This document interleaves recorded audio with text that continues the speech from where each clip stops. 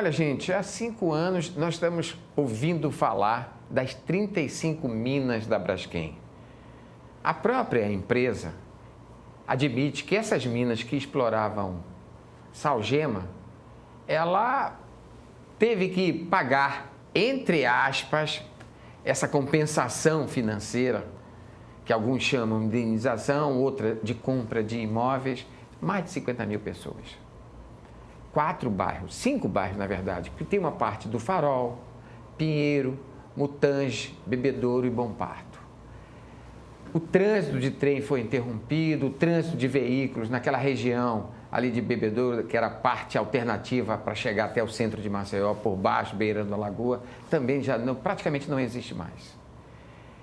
E só não houve uma tragédia maior, porque primeiro que não houve o colapso, né, total, como se imaginava, como se desenhava, porque não se sabia muita coisa. Sabia que as minas estavam com problema, mas não sabia o tamanho da direção.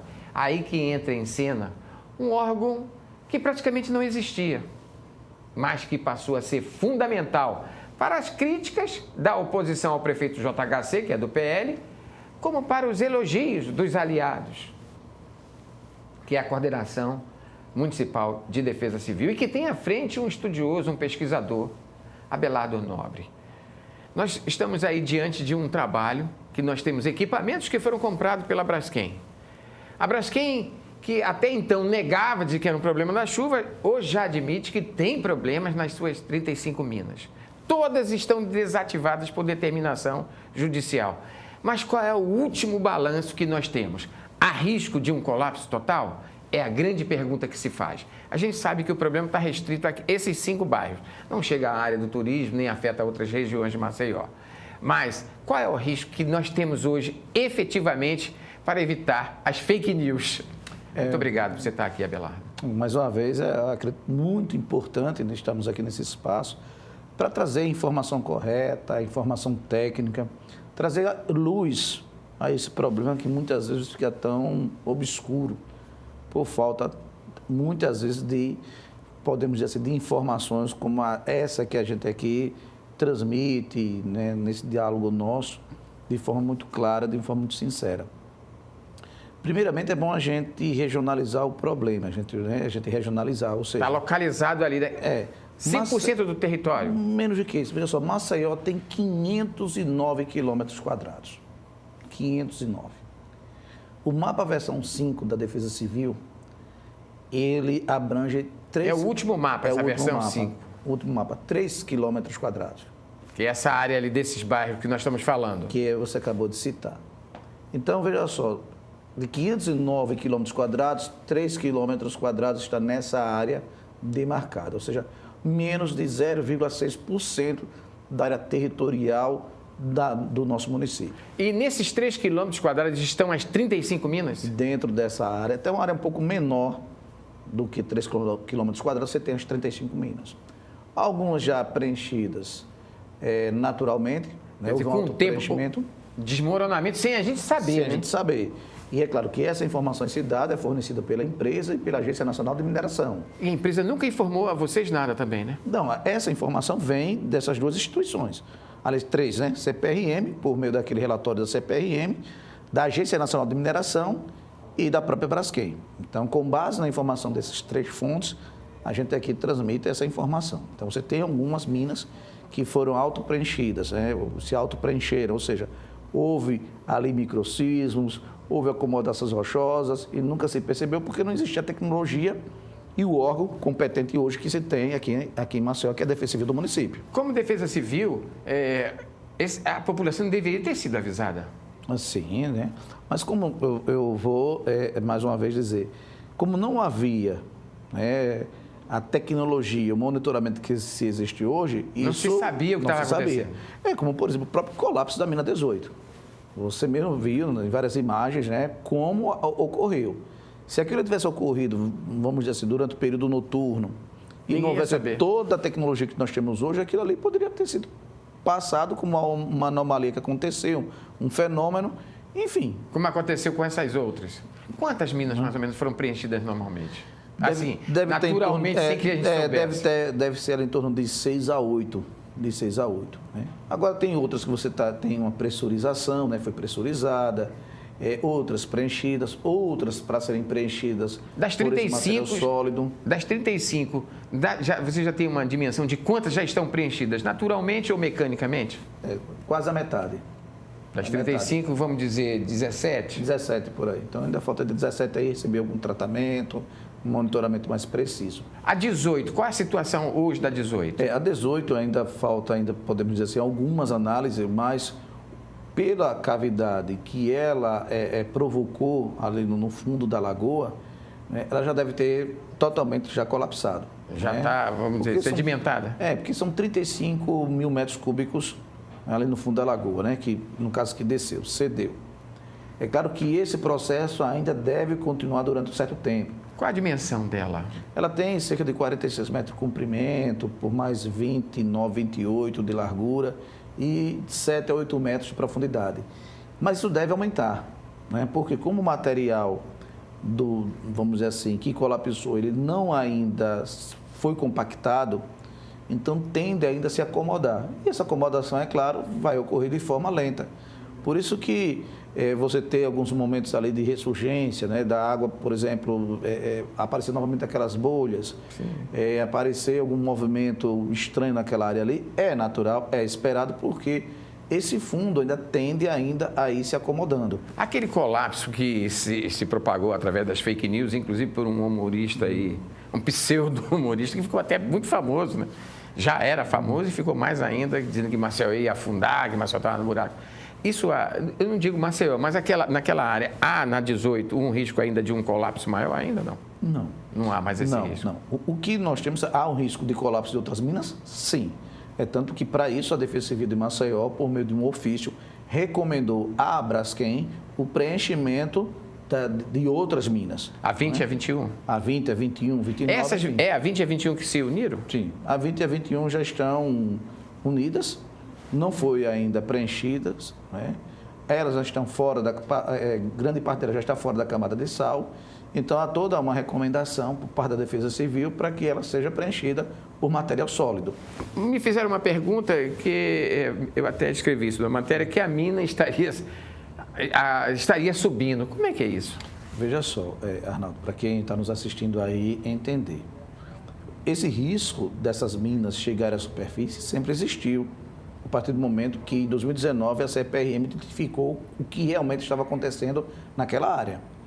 Para isso, foram feitas ações, como, por exemplo, de retirada das pessoas daquela localidade. Essas mais de 50 mil pessoas. Foi feita essa retirada dessas pessoas, né? Foi feita a instalação de toda essa tecnologia para monitoramento. Então, esse risco ele sempre existiu. É o que nós chamamos de risco potencial, ou seja, pode vir a acontecer. Agora, é claro, o que aconteceu com a mina 18? Por meio desse monitoramento, chegamos a um momento em que nós identificamos que havia um risco iminente, ou seja, a qualquer momento o teto dessa cavidade iria colapsar e ela chegar na superfície. Isso está acontecendo com a 20 a 21? Com a 20, com a 21 e com outras, você tem um risco potencial. Essas outras, iminente. A 20 a 21 está dentro da lagoa e próximo da 18, não é isso? É. As outras também estão dentro da lagoa ou estão na parte terrestre? Tem ainda, alguns estão dentro da lagoa e outros estão na área terrestre. Próximo ali às margens, a região de Mangues? Sim, ali próximo da Major Cícero de Góes Monteiro, né, que é a principal ali do Mutange, né, ali próximo do bairro do Pinheiro. Você tem da Minas ainda que ainda estão passando pelo processo de preenchimento, né, foi paralisado com esse episódio da mina 18 e outros que ainda vai começar ainda o processo de preenchimento. Então, o que se tem que fazer agora para evitar um novo colapso de uma mina dessa é esse preenchimento. Tráfego de trens? É possível. Já é possível? Agora não. Mas com esse preenchimento. Com esse preenchimento, né? Com também outros fatores sendo resolvidos a um certo prazo, e é claro, com o monitoramento, o retorno do trem ali é algo sim possível. Não agora, né? Não agora. A CBTU entrou com uma ação na Justiça contra a Braskem e ganhou essa ação por 1 bilhão. Ganhou, não ganhou, houve um acordo lá de que a Braskem iria financiar uma nova traçado de linha de trem e isso se compromete a pagar 1,2 bilhão de reais para a construção de um novo traçado de trem. Abelardo Nobre, coordenador municipal da Defesa Civil, ele recomenda um novo traçado ou é possível ainda trafegar? O que você recomendaria? Como a gente não tem aqui realmente o tempo que isso poderia ser realizado e a população precisa desse meio de transporte, a gente sabe que uma das coisas que mais foi afetada dentro da nossa cidade foi a questão da mobilidade. Eu acredito que a ação de um novo traçado seja talvez até mais rápido e mais urgente. E mais prudente? E mais prudente. Não é? Porque agora, há um risco futuro. Em entrevista no passado, não muito distante, com você mesmo, você me disse que é difícil você falar de um risco futuro, né? Exato. O risco sempre vai por conta desses problemas. Porque meio que você preencha, o processo de subsidência ele vai continuar durante muito tempo, né? Durante um certo tempo. Então, o que é que ocorre? A possibilidade de você ter o trem novamente ali circulando é possível? Sim. Mas não... Mas tem como eu dizer aqui daqui a quanto tempo? Não. Não, nesse momento não. Você me traz essa notícia de que há essa possibilidade da CBTU... A CBTU me deu essa informação. Fazer um novo traçado. Ora, se esse novo traçado for muito mais rápido do que aguardar... 40, 50 anos? Aguardar, não, eu diria menos, diria 4, 5, 6 anos. Aguardar esse tempo... Então, se faça outro traçado. O que a gente precisa, eu digo a gente como cidadão, morador daqui de Maceió, é que o quanto antes esse problema que foi causado com a nossa mobilidade urbana, ele seja resolvido. Uma grande discussão sobre a ocupação da área. A própria empresa já diz o seguinte, que ela já admite em suas propagandas oficiais que não vai construir nenhum projeto habitacional e que o futuro daquela região comprometida pelas minas de exploração de salgema que estão desativadas, é bom frisar isso aqui, por determinação da Justiça Federal e Estadual, não vai construir nada, nenhum projeto habitacional.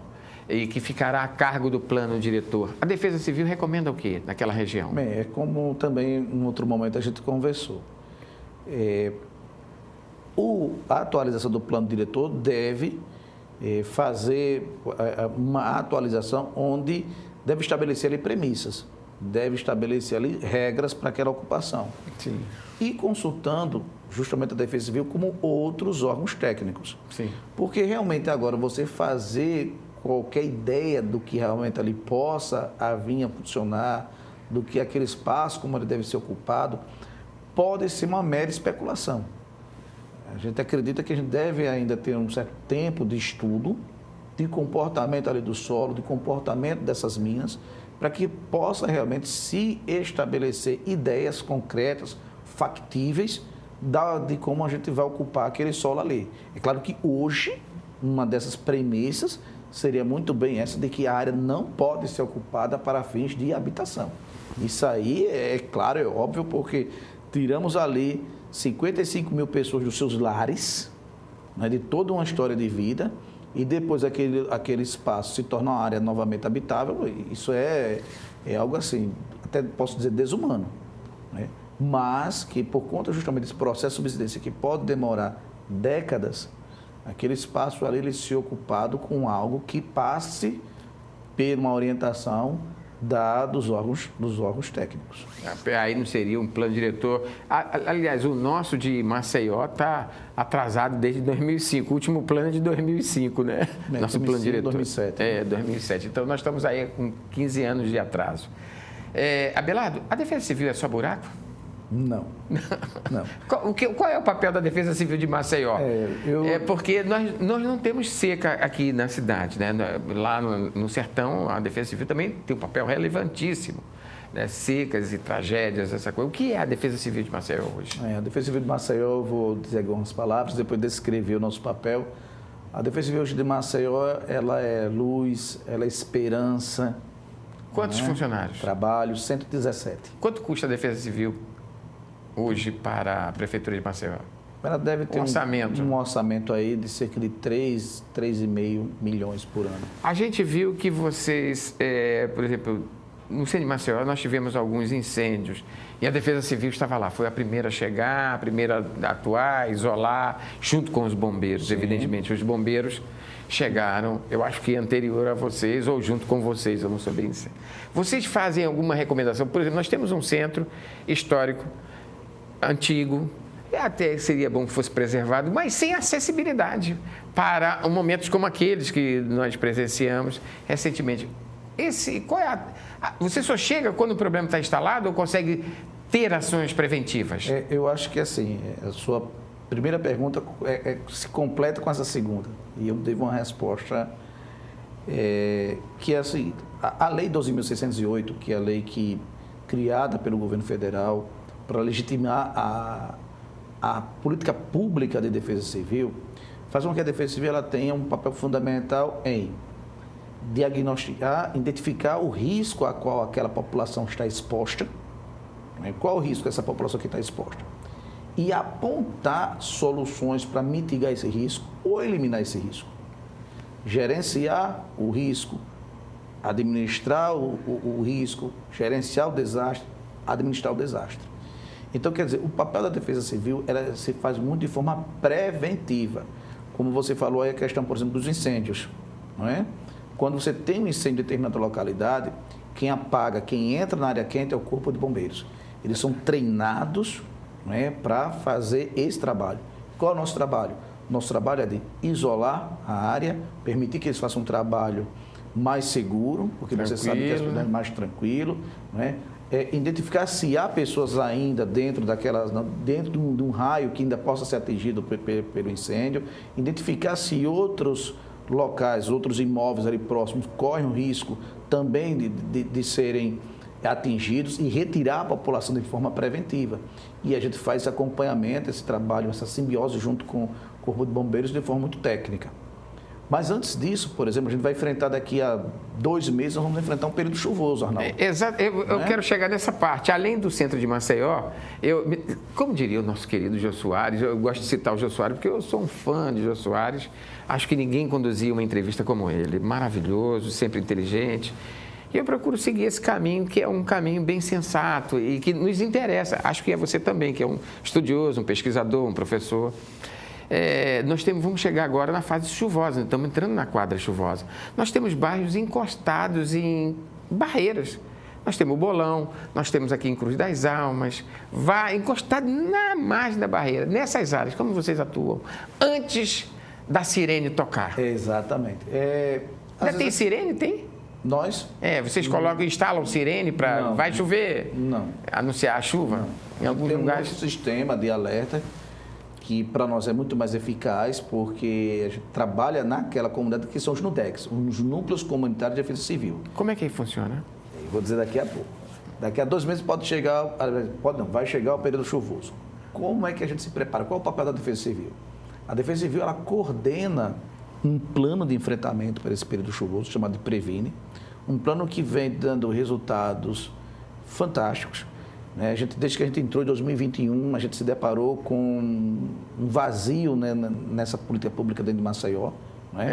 Porque a gente só chegava nas tragédias, né? Bebedouro, não tinha 12 mortes, 13 mortes. Não tinha um manual, não tinha nada escrito, um plano de planejamento. O que se tinha era equipamentos para monitorar a área do Pinheiro. Aquela área ali você tinha, mas o resto de Maceió completamente abandonado.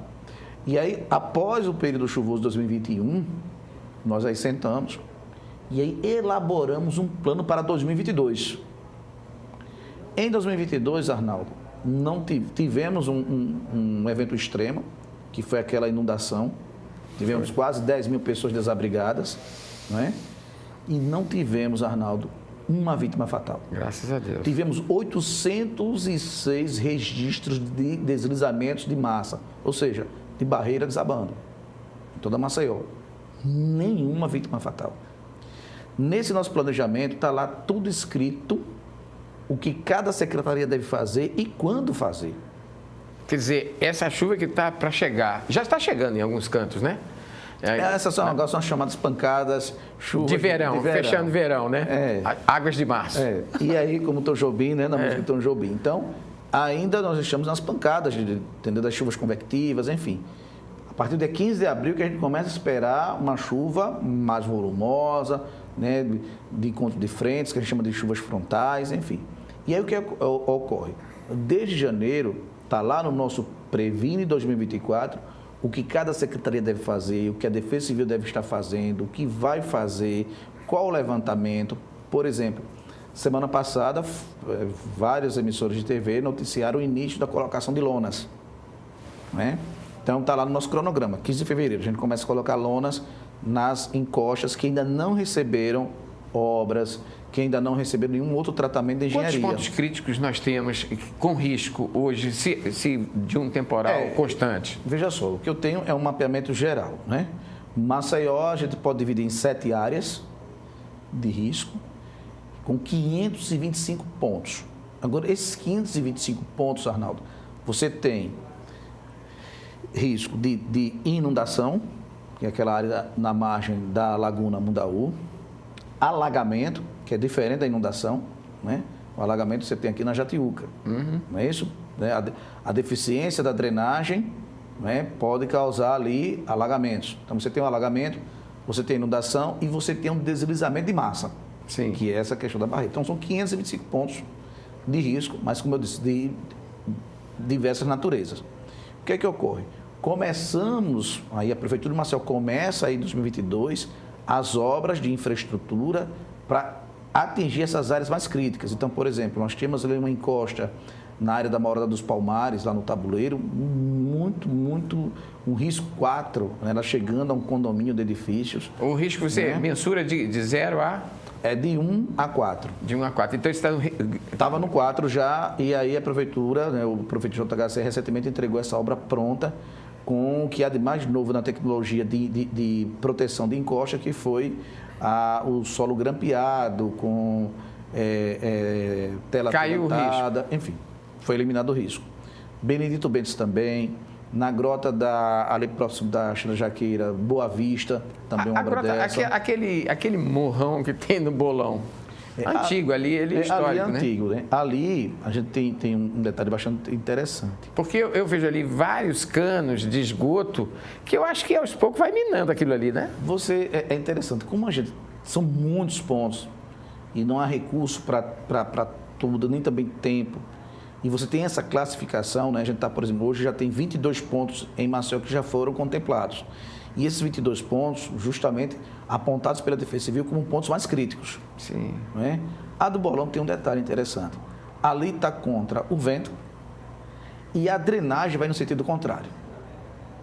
Não vai em direção à barreira? Não. Você vê aqueles canos que são das residências, mas a drenagem da área que está em cima, ela não corre para aquele lado. Sim. Então, o que acontece? Por mais que eu tenha ali uma encosta a 90 graus, existe o risco? Existe. Mas há áreas em Maceió que o risco é maior. Essa de Cruz das Almas, aqui perto de Mangabeiras, que também tem uma barreirona, perto até de uma creche, a CRIA, que tem ali. Do Jacentinho, né? Ali é Jacentinho, né? Também. Ali é um risco alto. Ali também. A gente também está aguardando a Seminfra, né? Uma obra da Seminfra. Mas é uma área que é bem monitorada. E uma outra área também interessante é aquela da leste-oeste. Sim. Você lembra que por 2 vezes eu precisei interditar a leste-oeste por questão de segurança. Sim. Porque havia desmoronamento e risco de outras barreiras deslizarem. E aí a gente conseguiu fazer em 2 pontos as obras com geomanta, e a gente eliminou o risco. E um terceiro ponto, que é aquele mais próximo do antigo Extra, a gente está fechando hoje a colocação de lonas. Eu digo hoje, é o momento que a gente está gravando aqui, né? É o momento que a gente está gravando. Mas ali também vai ser feita uma obra de engenharia, porque a lona é apenas uma forma paliativa. Ali já é um risco 3, indo para o 4, então a lona ela é colocada de forma preventiva, mas é paliativa. O que ali realmente a Prefeitura de Maceió vai estar fazendo em breve vai ser uma obra de engenharia mais estruturada, definitiva, para dar segurança tanto quem transita ali como quem também mora ali na parte de cima do talude. Eu sei que isso talvez não seja da sua parte, mas eu vou aproveitar. Ex-prefeitos de Maceió falam em ampliar a praia, engordamento, aterrar, como foi feito no aterro do Flamengo e em outros lugares do Brasil. No Ceará também foi feito alguma coisa assim. E já a Prefeitura de Maceió está adotando uma tática diferente. Isso não sei se é Defesa Civil ou se é obra de engenharia, mas se tem uma orientação da Defesa Civil. Aquelas placas tipo cubos, né, que estão colocando na praia para que a maré não avance. Funciona? É a Defesa Civil que orientou? Por que não a engorda? Olha, veja só. Houve um momento, acho que foi em 2021, a gente enviou um relatório para a Seminfra falando sobre o avanço das ondas, né? Ali num trecho na Jatiuca, num trecho também ali na Praia do Pontal, e um outro trecho na Ponta Verde. Inclusive esse da Jatiuca de forma muito veloz. A gente até estimou de que, se nada fosse feito, em tantos meses, parte da pista poderia vir a ceder. E a gente estava chegando lá mesmo. E a gente pede, no caso, a gente recomenda que intervenções de engenharia sejam realizadas. E aí o que é que ocorre? O setor de engenharia da Prefeitura, por meio da Secretaria Municipal de Infraestrutura, é que deve fazer a escolha do que é mais viável, do que está ao alcance, do que é mais adequado para se fazer ali. A Defesa Civil, ela não diz, olha, faça... Não interfere, Não né? interfere. Porque isso requer Mas diz que o problema existe e está ali. E tem que ser feito alguma coisa. Então, esse é o funcionamento, é o trabalho da Defesa Civil. Eu não posso, como eu não tenho recurso, o recurso não vai sair da Defesa Civil, a obra não vai ser executada pela Defesa Civil, a gente pede para que seja feita uma intervenção ali de engenharia para dar proteção. Agora, quem vai utilizar os princípios da administração pública... Que vai considerar se a região é de corais, se não tem... Aí vai ser as outras secretarias, exatamente, as outras secretarias. E você bem lembrou, nós estamos chegando, estima-se que pelo menos quase 1/3 da população está em áreas de risco menor, de 0 a 4, em 1, 2, 3, grau máximo, que são essas encostas de barreira, por conta de políticas habitacionais que não ocorreram no passado. E hoje a relocação ainda não está na prioridade nem dos gestores estaduais, nem federais, nem municipais. Não dá para atribuir culpados. Mas a Defesa Civil é um órgão de prevenção a essas pessoas que sabem que estão em área de alagamento, em áreas de encosta de barreira. Qual a recomendação? Qual a orientação? Primeiramente, como você falou, é interessante, né? A história, né? A gente sabe que Maceió tem quase 1 milhão de habitantes. É uma cidade que cresceu de forma desordenada. A gente teve aí, é claro, um forte crescimento populacional, principalmente pela questão do êxodo rural. Então, as pessoas migraram do campo e vieram para Maceió. E o relevo de Maceió, ele justamente proporciona esse tipo de perigo, né? Porque você tem os rios cortando a cidade em direção ao mar.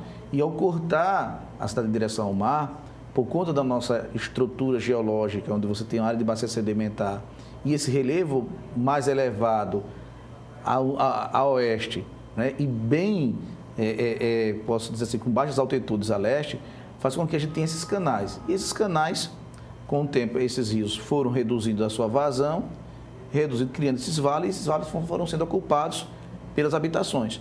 E aí se deu a esse nome de grotas. Né? A gente não tem morro, a gente tem aqui as chamadas grotas. Grotas e barreiras. Né? E aí o que acontece? Nessas grotas, como você tem um declive muito acentuado, locais inclusive que chega a 65%, 70%, e as pessoas construíram ali, essa estrutura geológica, ela tem um gatilho muito simples, que é a chuva. Então, é argila. Né? A área de bacia sedimentar, argila. Você adicionou ali em 24 horas...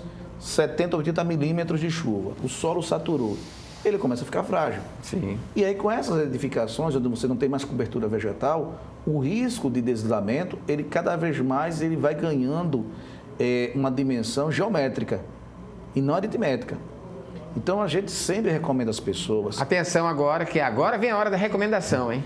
Primeiro, ter sempre ao seu alcance o número da Defesa Civil, 199. 199. Bote dentro da casa aí, você que mora em área de risco. Um lugar bem visível. 199. 199. Seguir as recomendações dos nossos técnicos. Se um dos nossos técnicos, ao visitar a sua residência, a sua localidade, passar a orientação de que você deve naquele dia ou nos próximos dias procurar um local seguro, ir para a casa de um parente, ir para a casa de um amigo, ou até mesmo o abrigo do município, faça. Porque ali está alguém que quer realmente salvar a sua vida, está ali um anjo, uma pessoa que está passando para você informação para que você possa realmente estar seguro. Ele começou essa entrevista, Abelardo Nobre, coordenador municipal da Defesa Civil de Maceió, dizendo que o órgão era uma luz. Está claro, né? Só depende da gente. Muito obrigado. Eu que agradeço e sempre à disposição aqui de vocês.